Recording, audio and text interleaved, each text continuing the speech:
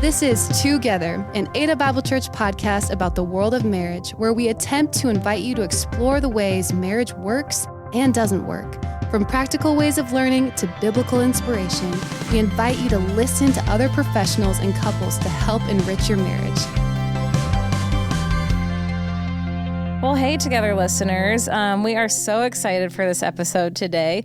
And by we, I mean myself, and I have some friends. My name is Cori Olsson, one of the hosts of the Together podcast, and I have some awesome friends joining with us today.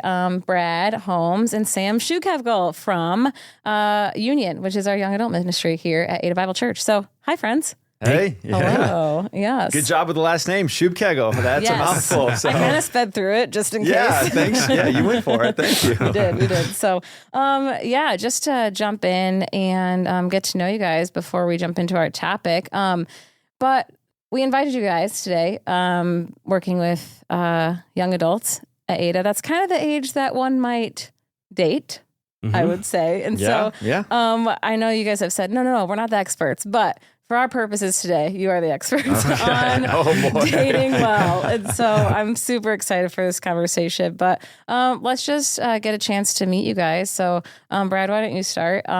What you do at Ada and then family, all that kind of good stuff. Yeah, I have been the pastor for young adults for 14 years. And now I've jumped into also heading up our North Satellite. And every once in a while have opportunities to lead us on weekends. Which we love. We love hearing from you on the weekends, Brad. Very fun. I've been married for 18 years, so it's been a long time since I dated. So, we are not the experts, but we often find ourselves in conversations with young adults who are dating or who have dated or who are interested in dating. And this seems to be a really big topic that people are seeking God's wisdom. See, Brad, I date my wife every day, so I see. I am still familiar. The philosophy of dating. We'll talk about it now. No, that's a nice idea, right? Yeah, every day you're still dating. I help with small groups at Union, so I'm full-time as our small groups director, which has a couple different parts to it. I've been on staff for 2.5 years at Ada Bible, and I've been married to my wife, McKenna, for 5 years now. Very nice. And did you guys say kids, both of you? I don't think I said kids. I have 3 boys. My oldest twins are 16, and then my youngest boy is 13. 16-year-old twins. That is fun. They just got driver's licenses. And yes, our world has changed. Yeah. Do they share a car, or how does that work? Since it happens at the same time. Yep. Which adds a whole lot of anxiety because they get along a lot, but there are times when they don't get along. And I don't know. To be in a car together when they're not getting along. Yeah.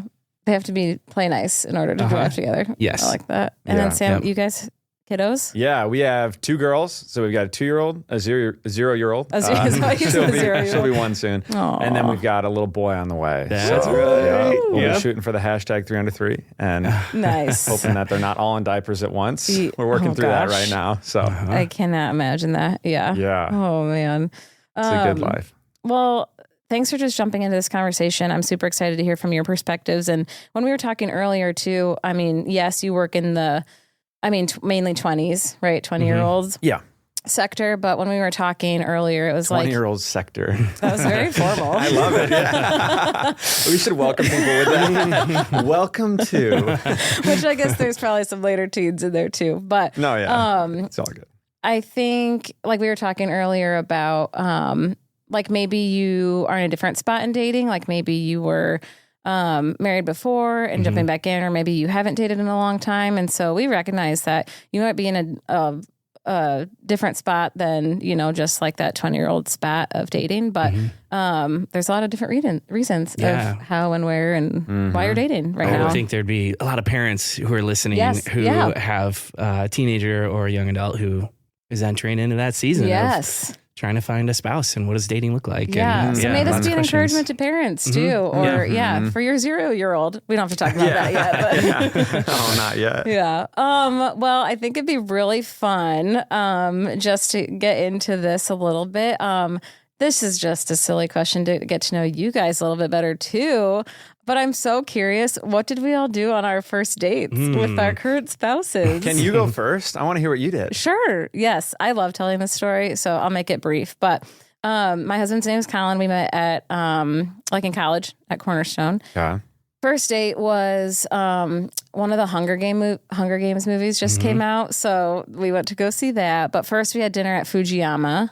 Oh, nice. Very fun. Uh-huh. Then they cooked in front of you? Oh, yeah. That one? Okay. Yep. All right. So good. Wow. So a few anniversaries, we'll do that. Uh-huh. And then the movie, and then it was like one of those things where you didn't want to stop talking. So it was like, let's go walk around Gaslight Village and get a coffee. And then it just like we just kept going. We went to Rockford and walked around. Like, Wow. It was and then I think keep it going. we ended the date. And we got Steak and Shake used to do half off, like happy hour during certain times of like the day or like early morning. And I think we ended our time with a happy hour Steak and Shake milkshake because we just like kept talking for that long. So that was my first date with Colin. But yeah. I can go next. Mine was a long time ago. I met Amy in high school, and so I couldn't drive yet. My mom drove us. We went to this Mexican restaurant called Chi-Chi's. I don't know if that's still a thing or not. I think so. I feel like I've seen that. Do they have a buffet? I don't remember. Okay. Chi-Chi's buffet. I don't know. Maybe I'm thinking the wrong thing. I love that. CC's. And I forgot my wallet, and so I had to call my mom and have her come Brad. bring me my wallet. Yeah, it was. And you're married. She went out with me a second time. I don't know why, but He was okay with it. Yeah. Do you think you were just so nervous? I think I was. That you yes, just forgot absolutely. your wallet. Yep. The only thing I remember about that date is that I forgot my wallet. Oh, Yeah. That's funny. That's really fun. That's a good story. Oh man. What about you, Sam? Yeah, we were in college. So I was 19, and we went longboarding at a park. So pretty casual. So edgy. Yeah, and then we needed dinner, and I hadn't thought that far ahead. Oh man. I just figured if it was going good, we needed dinner. We'd figure it out. It's a good problem to have because the date's still going. So we went back to my dorm, where my roommate was, in our tiny little kitchen, and we had granola bars with peanut butter. No. Yes. That was like my staple dinner in college. So she really got a picture of the full Sam. Yeah. And like she said it as kind as she could, but there was a sentence of like along the lines of, wow, most guys take me out somewhere to eat. Like, I'm not used to this. This is really nice. Like, but it was kind of that undertone of like, wow, this is different, huh? But yeah.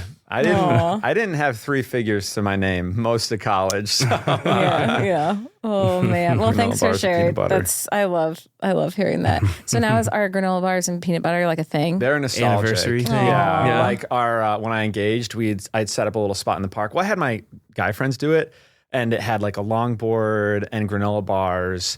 And we showed really up, clutch. and there was people looking at it, and they said, "Is this a memorial?" Oh my gosh. And like we thought like something happened to some longboarders, like maybe this is their favorite snack, and I was like, this is romantic. Please leave. Like we just got engaged. Like, oh my gosh. So learned a lesson with having the guys set it up. I don't know. But it is reminiscent. Yeah, the granola bars and peanut butter. Man. Mm-hmm. Oh, that's fun. Man, I could talk about all of your stories for a long time. But let's get into the world of dating. I guess first and foremost, I would love to know how you guys define like dating. Like, what is it? Mm-hmm. Yeah, dating. When we talk about dating, we talk about dating as a path to marriage. It's got a destination. Dating has a purpose. It has a plan. So when we talk about dating, there are a lot of things that come into play. But if that's not the point, then we're not really on the same page. Yeah. It's great to start with the definition because we really believe that dating has a point and it has a purpose. Yeah. Totally. Well, and even as we talk about it, you might be listening and think, oh, I know what dating is. But there's speed dating and blind dating and casual dating and serious dating. Yeah. I talked to a couple this last week who've been on 3 dates, and I was going to ask how they met. And the guy kind of elbowed me and he said, we're not dating yet. Like, oh, okay. Well, then I won't ask. So dating has so many different variations and forms. And so, I'd say that's a great definition. Yeah. Something along the lines of you're intentionally moving closer to each other. And as Christians, you're moving closer, not for no reason, but with the purpose of getting married someday. Yeah. And as you say that too, like as Christians, the purpose of dating too, like I think there's such intent there. So when we look at the Bible and we look at scripture, what does God say about dating? Like, where is there a verse that I'm like, and this is how to date? Yeah, that's a good question. Nothing. The Bible doesn't say anything, Cori, Cool. about dating. Excellent. Yeah. No, for real. It doesn't say. Dating is a modern invention, really in the 1900s. We didn't really have dating before that. It was either you would have somebody over and you would hang with your parents, and that was considered a date, and it was really purposeful, and you were intending to get married. Or it was arranged marriages up until pretty much modern history. Wow. Yeah. And so, there's been over the last 100 years just a lot of changes and iterations to what it looks like to find a spouse. But the Bible doesn't really say a whole lot about it, but the Bible does say a lot about love and identity and singleness and relationships and marriage. And I think when we seek God in those moments, it's going to tell us a whole lot about how to date well. How to do that and how, and what marriage is and should look like, and reflecting Jesus in that too. Yeah, totally. If you're asking the question, what does God say about this?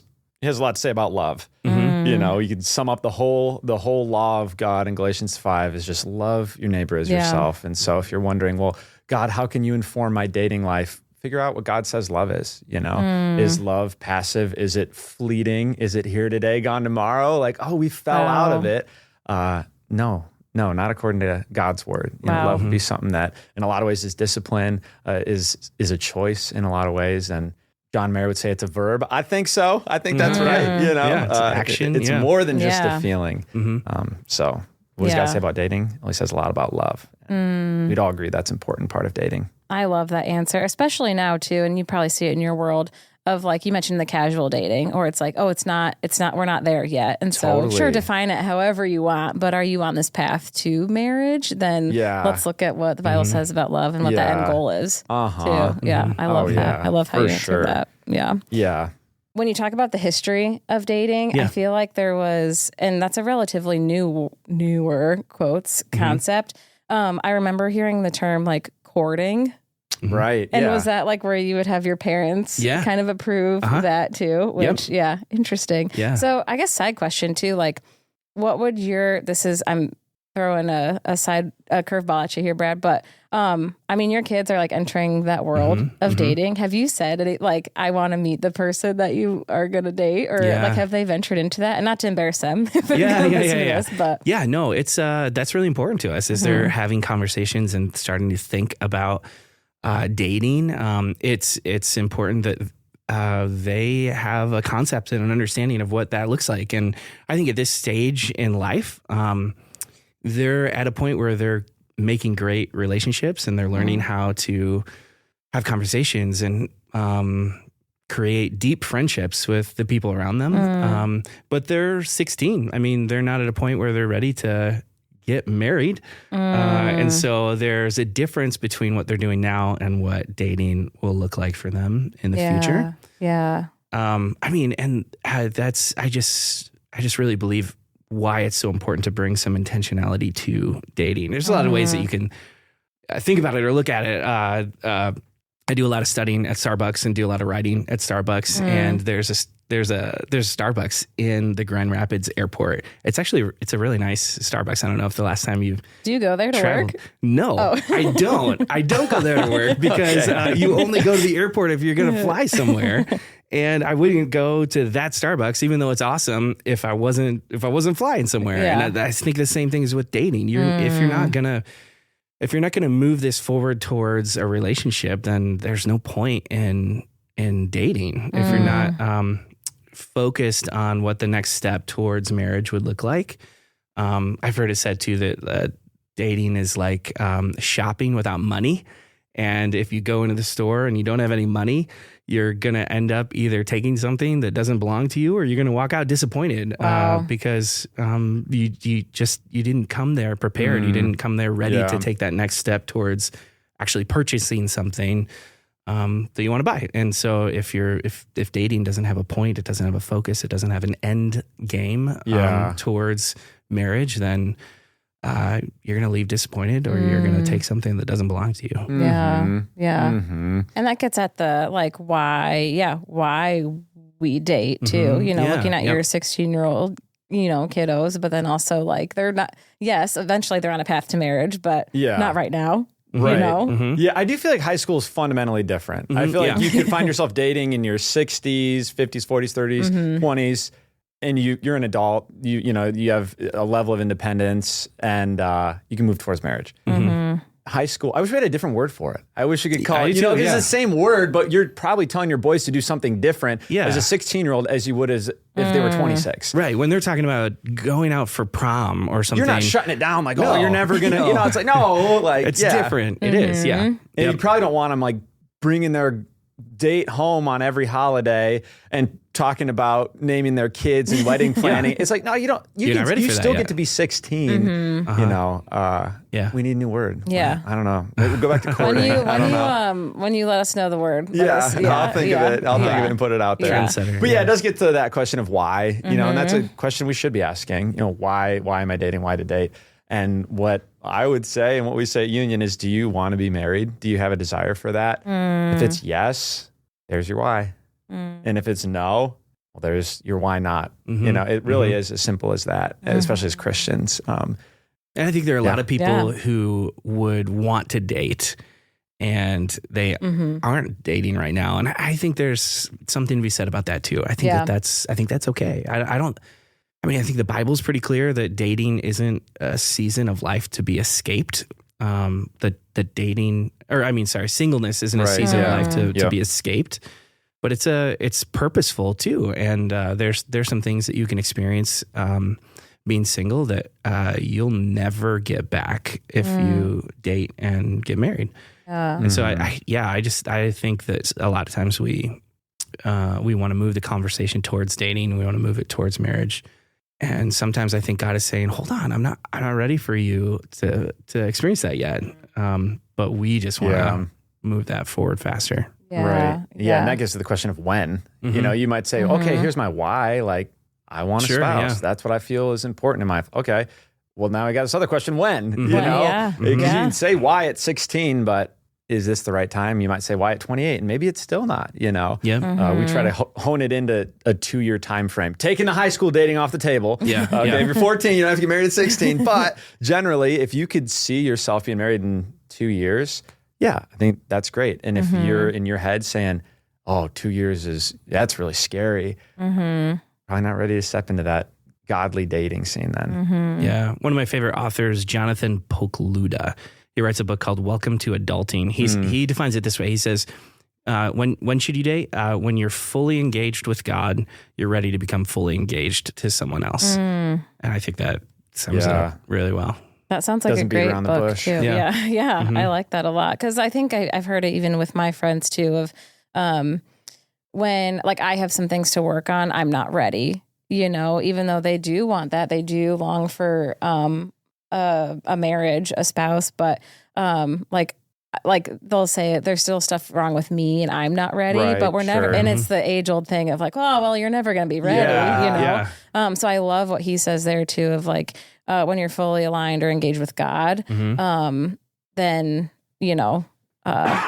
then you're ready to be fully engaged with someone else too. Because I think a lot of times it's like, I'm not ready, or I'm not perfect yet, to step into that. And that can be a lot of pressure to put on yourself too. So totally. And there are sometimes I think you're not ready. If you just got out of a relationship, and maybe it was a difficult relationship to get out of, you're probably not ready. If you're not spiritually healthy, you're probably not ready. In the midst of like a big change, you're moving or you're starting grad school, there are a lot of reasons to say, you know what, this isn't the best time for me to start dating someone. The time's not to date. Potentially. Are good things to assess in yourself of like, am I getting ready for a big transition? Am I going on a move? Like, moving. Would you add like, I don't know. And these aren't prescriptive, right? But new job, absolutely. like that, like big changes. Maybe that's not the best time to start Right. Because it does take work. Yeah. Right. Pay attention to all that stuff. Yeah. Yeah. So we kind of talked about like what is it? Why is it? When does it happen? Sure. Okay. Now who? How do I? Who do I date? And I'm super excited for this part of the conversation too. Like, okay, we're all aligned. You know, I've been prayerful. I've sought good insight. Maybe this is too like a how do I pick who? Yeah. Who to date? You know, how do I pick Yeah. who? So, what would you guys say? Like who to date? How do we pick who to date? Yeah. I mean, it's even as I say this, I know it's cheesy, but it is about what's underneath. You know what I mean? There's such a temptation to focus on looks, and especially with our online culture, you can just, swipe through profiles so quick and see the look. And even this idea of like love at first sight, it's really based in a physical attraction, which is not what Scripture says is the most valuable thing. I wish I had heard a story of, man, she was helping at the homeless shelter, and like I wasn't attracted to her physically at all, but man, like I gotta date her. Like we just tend to not hear those stories because culturally we put a lot of value in the physical. But when it comes to who to date, as Christians, you date other Christians. Yeah, you're not compatible if they're not a Christian. So, and you can see that from a distance. You don't have to go on a lot of dates and get into a relationship to figure that out. So number one, focus on what's underneath, and are they a Christian? That'll get you started. That'll narrow it down to some degree. Yeah. And I've heard that before. Would you say that's like the same thing of being equally yoked? Like, is that where that comes from? Totally. Of being on the same page and in that regard. Yeah. Yeah. And that imagery is from like two oxen who are like the idea of a yoke is like a thing that goes over your shoulders. And so you're pulling the same weight, you're going in the same direction. And it's like it kind of gets at the root of if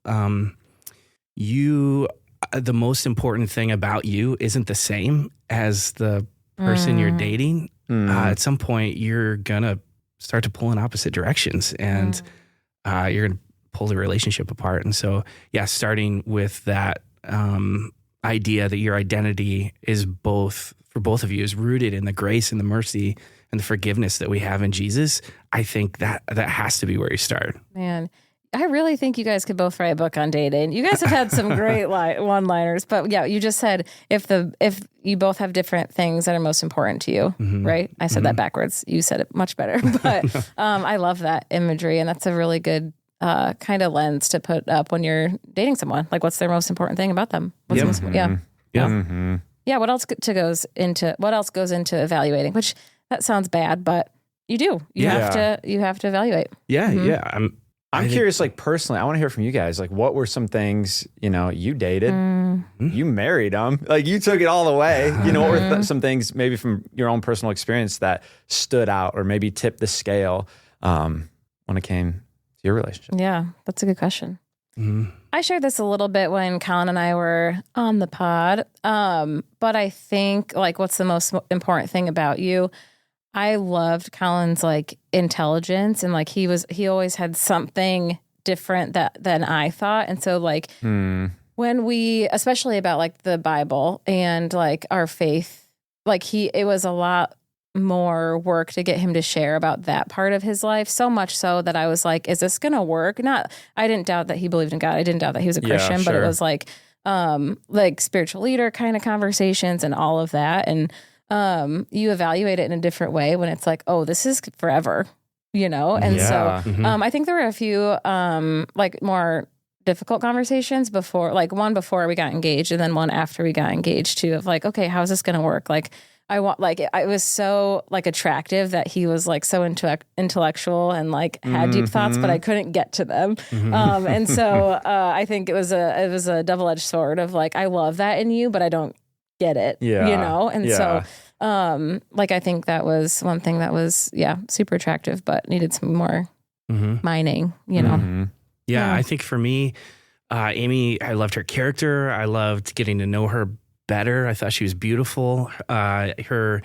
We dated in high school, but then went to separate colleges, and we still, talked a ton as we were going through college. And then, I think as we were moving towards engagement, Proverbs says that the best plans will fail for lack of counsel. And so I think being able to just pull in some people who could speak truth and help us see things that we couldn't see was really encouraging to have friends that we trust who said, this is the woman that God has for you. And to have my parents say, this is the woman that God has for you. And just people who are spiritually further down the road than I am, to just encourage me and to support that decision. I think was super helpful. Yeah. I love that, Brad, of like having people who know you, maybe who are a little bit more ahead, and can say like, this is a good thing. Or too, flip side, like, hey, this is what I'm seeing. I don't know if this is a good idea, because, and two, I don't know that this is necessarily like biblical, but like, hey, can they hang with your friends? Do they get along with the people who are in your world? Yeah. And I think too, I've seen some where it's like when they get a little bit quieter or don't come around as often when they're with their person, it's like, hey, I don't actually even know you, know? So I love that of getting other counsel. I totally relate to that, the counsel piece. We all have voices who we let speak into our lives. Yep.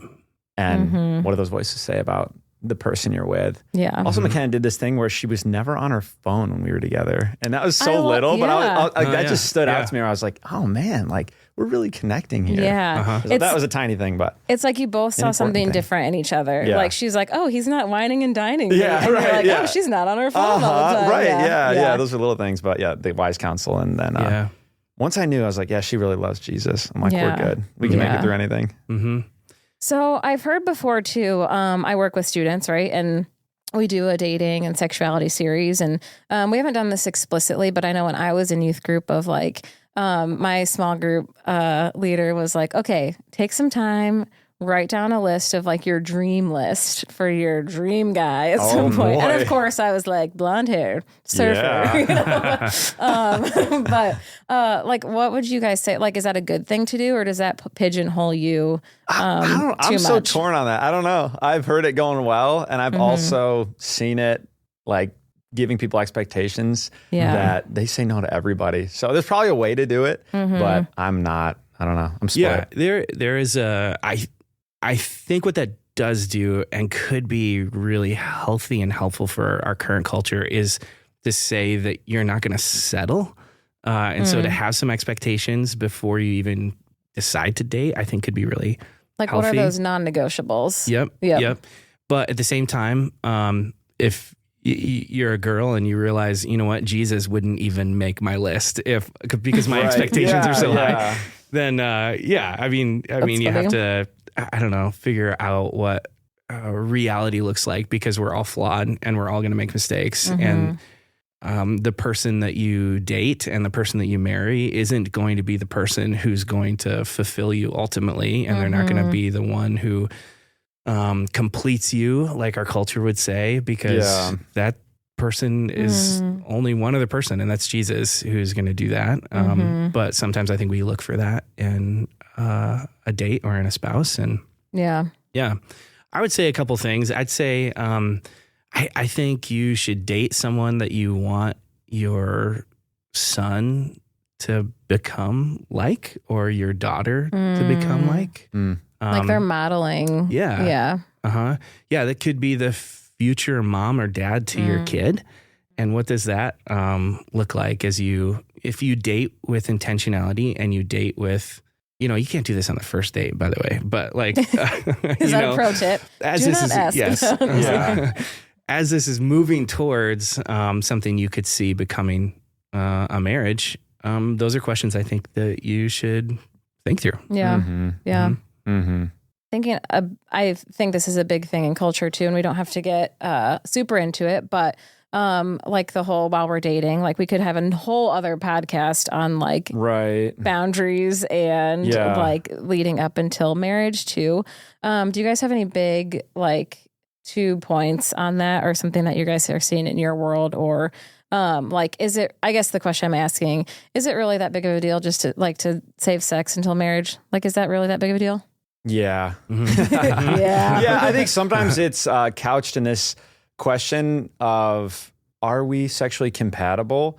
And to be fair, there is a lot of confusion about sexual identity in our culture right now. And I have to remind myself that I am not living in that as a 20-whatever-year-old on my own, single, trying to figure that out. And so I think it is important to be sensitive to that. But I also think we can answer that question pretty straightforward of sexual compatibility. If you're a man and you're dating a woman, you are sexually compatible. You don't have to explore that before marriage. You're good. That's all there is to it. There's a book in our Bible called the Song of Solomon, and there's a chapter in it. It's this, it's like this poetry written back and forth from a husband to a wife, like a letter. And there's a section in there where they talk about a sexual encounter that they had with each other as a husband and wife. And he says, your breasts intoxicated me. And so I think we went there, y'all. Yeah, we did. Yeah, wow.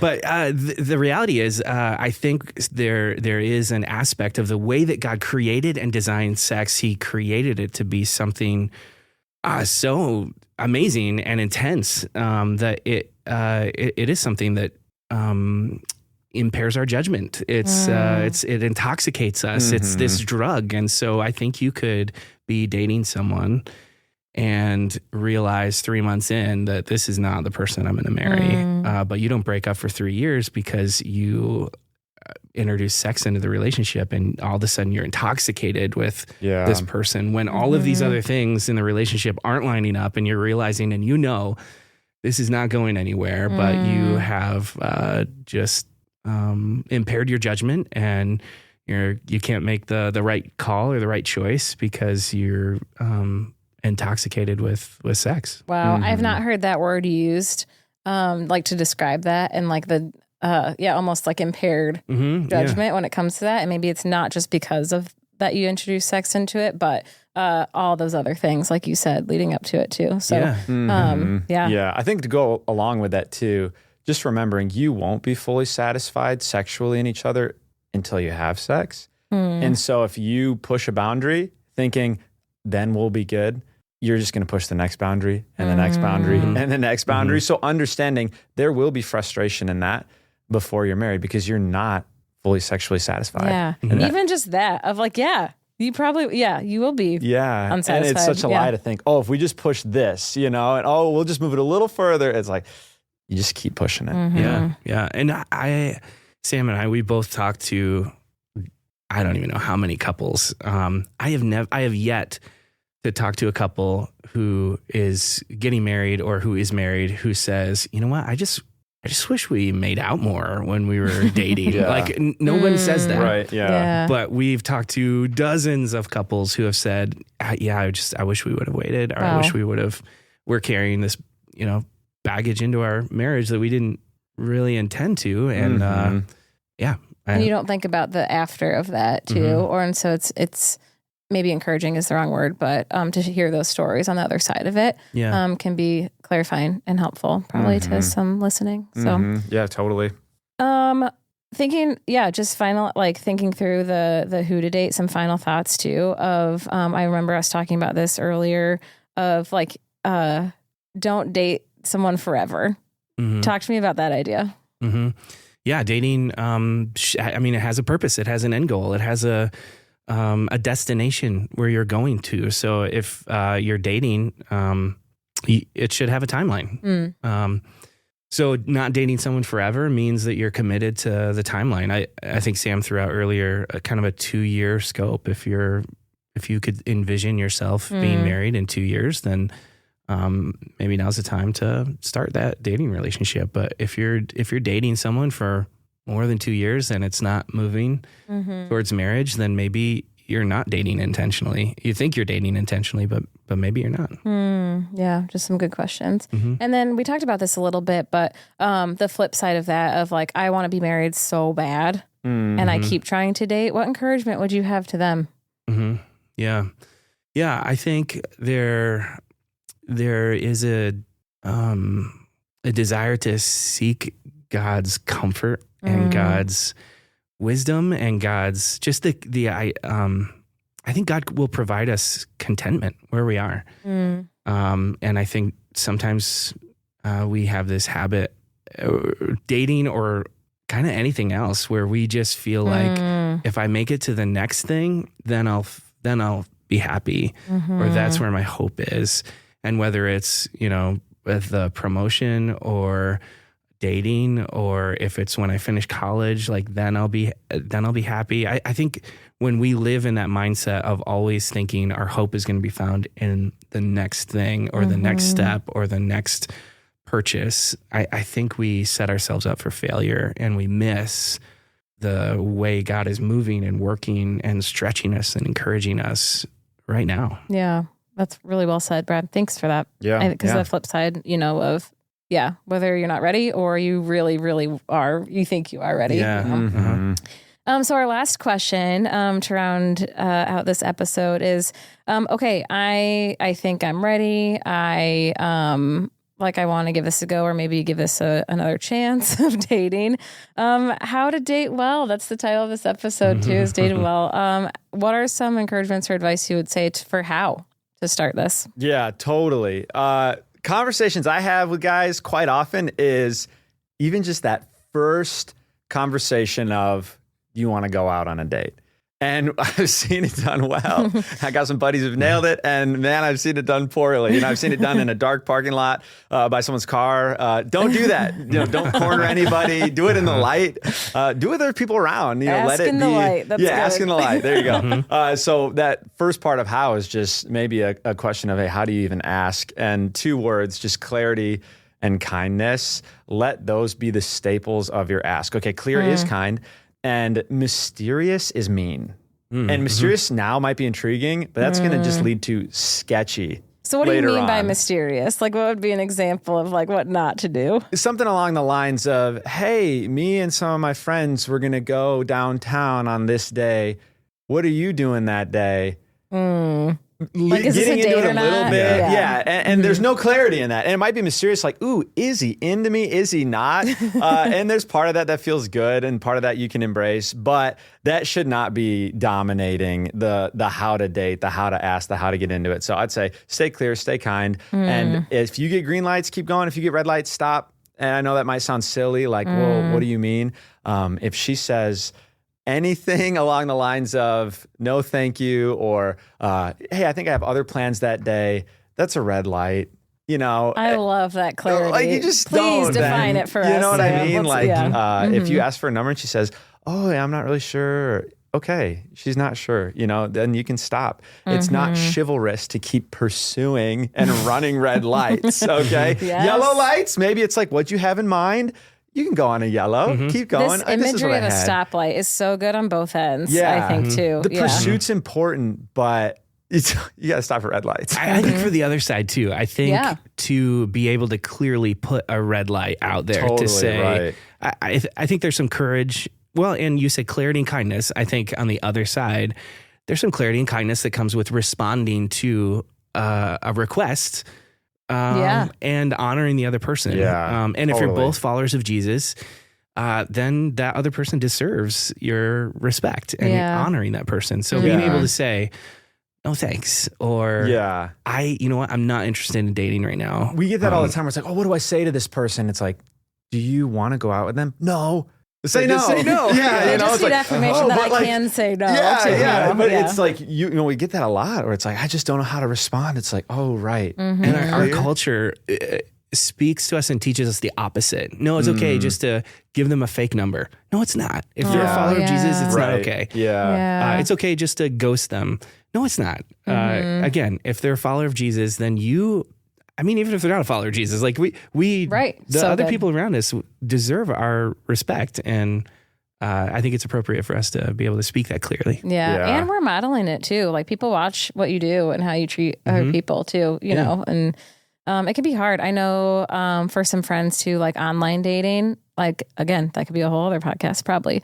But like the going from, okay, we're talking online to getting the number to texting to then like, okay, then I've talked with them for maybe months, maybe a month, maybe a couple weeks. Yeah. And now I'm like sitting at a restaurant with them. And then I'm actually sitting with you. So I have to go on a few dates to try it out. But it's so hard. I feel that feels hard to me too, the online dating thing. But I think that goes like, whether it's the stoplight or the clarity and kindness too, even in that of like, you know what, this isn't gonna work. I don't think, you know, that's okay. That's okay. Just be clear and kind in your DMs. Yeah. Yeah. So that would get your foot in the door of like, how do I actually do this thing? I got a buddy, Kyle Reitzma, who goes to Ada Bible Church, and he'll speak at our group launches about community. And he says this thing, he probably stole it from someone, I don't know. But just that relationships are forged and they're not found. And just remembering that too, as much as you're looking for the right person and you're looking for who to ask, you're forging something with them. And so I think when in doubt, if you think there's a chance there, ask her or say yes to him and understand that you're, in my opinion, way better off spending 10,000 hours forging something than 10,000 hours looking for something. Wow. That's really good. I'm just going to think about that for a second. That's good. Forged, not found. Cool. Well, this has been so good. Such good conversation. I have loved this. I feel like if I was a parent, I would be taking all the notes. Maybe you're listening and you have a friend going through some stuff and you can encourage them or send it to them, like this episode, or just take some things and grab coffee with them and encourage them too. I'm throwing another curveball real quick at our friends, Brad and Sam, but was there a prayer that you prayed, I guess like during your dating journey, or a verse or something that kind of helped you during that pursuit time, I guess, or a verse or a prayer that you had? Yeah, like while we were dating. Yeah. Maybe something that kept coming up. Yeah. And if nothing, that's okay. It just popped into my head. For me, really simple. We just wanted to be close to Jesus. And it's so easy to get lost in your own selfish desires or your sinful desires. And so just over and over again, Lord, we just want to be close to you. I love that. Proverbs 4 says that to guard your heart. And I think dating can be a time and a season where you just get so... it kind of in the mix and in the mess, and sometimes you can't see clearly. And I think just praying that God would guard your heart as you date and as you enter into relationships, so that you don't give your heart to someone that you shouldn't, and you don't let someone steal your heart. But you give it to God, and you let God guard it and protect it and watch over it, and then when you're ready to enter into a relationship, you trust him to help you take that step too. Yeah. Wow. That's awesome. Was that something that you kind of held tight to during like that pursuit of Amy? Yeah, you know what? I don't even remember. That was a long time ago. It wasn't that long ago, Brad. Yeah. I think for me, really quick too, was just like the open-handedness of like what is next and what is supposed to happen. And we kept getting those yellow or green lights. Then it's like, okay, it felt like forging that. And so like, Lord, I'm going to keep my hands open to whatever you have open for me too. So totally.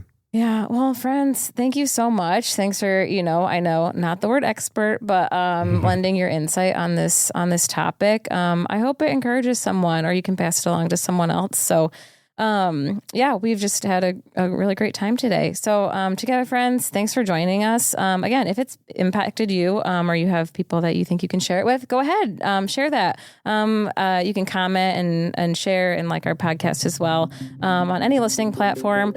But for the whole Together team and myself, Cori, thanks for listening to Together today. We'll see you next time. Thanks for listening to Together. We hope you've learned a thing or two. If you find the podcast helpful, please go to Apple Podcasts, Spotify, or your listening platform, leave a comment, and give us a 5-star rating. If you'd like more information on Ada Bible Church and its ministries, or someone to pray or dialogue with about your marriage, go online and check out our website at adabible.org.